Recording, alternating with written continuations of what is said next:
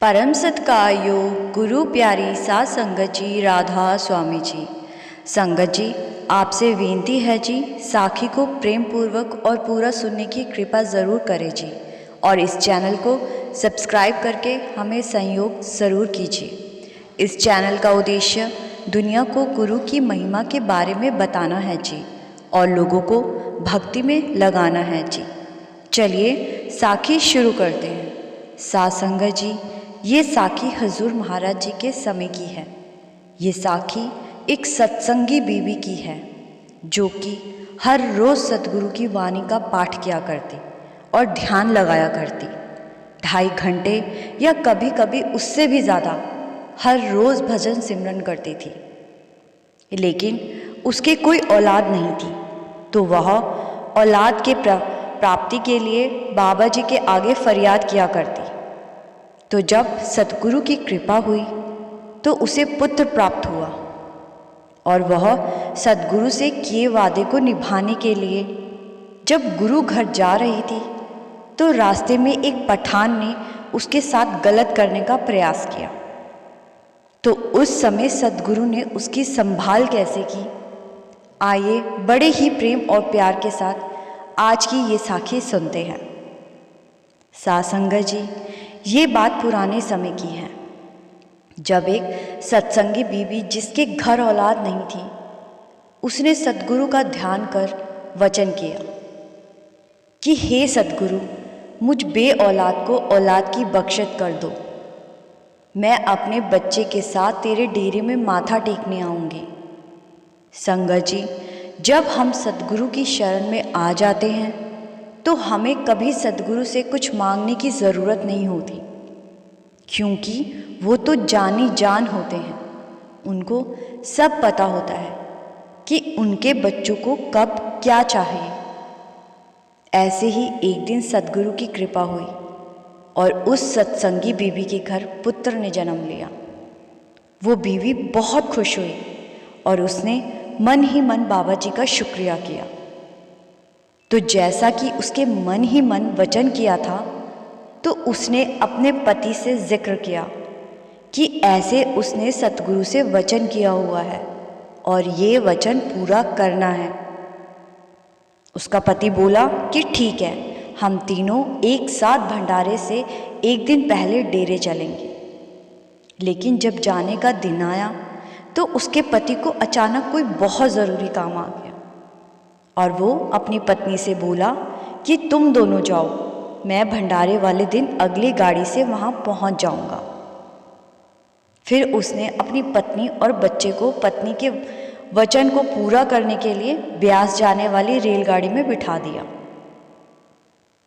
तो संगत जी, वह बीबी अपने बच्चे के साथ रेलगाड़ी में बैठकर गुरु घर की तरफ जा रही थी।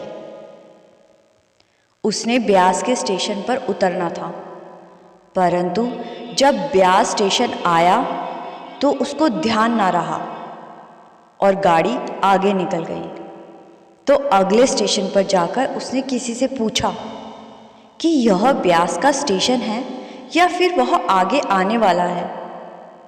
तो लोगों ने कहा कि बीबी, ब्यास तो पीछे रह गया है। तो लोगों ने उसको सलाह दी कि आप इसी स्टेशन पर उतर जाओ और वापसी जाने वाली गाड़ी में बैठ जाना। तो जब वह स्टेशन पर उतरी तो उसने स्टेशन मास्टर को पूरी बात बताई और पूछा कि ब्यास जाने वाली गाड़ी कब जाएगी। साध संगत जी, वह स्टेशन मास्टर एक सत्संगी भाई था। तो उसने देखा कि बीबी भंडारे में शामिल होने के लिए बहुत उत्साहित है, बाबा जी के चरणों में हाजिरी लगाने के लिए, सेवा और भंडारे में शामिल होने के लिए अरदास विनती कर रही है। तो स्टेशन मास्टर ने कहा कि बीबी, ब्यास की गाड़ी तो अब कल सुबह जाएगी, मैं आपको किसी दूसरे साधन से भिजवा देता हूँ। फिर वो भाई उस बीबी और उसके बच्चे को लेकर स्टेशन के बाहर आया और एक टांगे वाले को कहा कि भाई, इस बीबी को ब्यास स्टेशन पहुँचा दे, और कहा कि इस बीबी ने गुरु घर भंडारे में शामिल होना है। बाबा जी का फरमान समझकर इस बीवी को सही सलामत पहुंचा दें। स्टेशन मास्टर को इस बात की खबर थी कि तांगे वाले हर रोज़ हमारी विनती करते रहते हैं और हमारा डर भी रखते हैं। तो तांगे वाले ने अच्छा जी कहकर दोनों माँ और पुत्र को टांगे में बिठा लिया। वह समय शाम का था। उस तांगे वाले का मन बेईमान हो गया, तो उसने तांगा एक तरफ खड़ा कर देखा कि कोई आने जाने वाला नहीं है। तो उस तांगे वाले पठान ने उस बीबी के बच्चे को ज़बरदस्ती छीन लिया, और जब वह उस बच्चे को पत्थर पर पटकने लगा तो वह बीवी दौड़कर अपने बच्चे की तरफ आई। तो उस तांगे वाले ने उस बीवी को पकड़कर तांगे के साथ बांध दिया।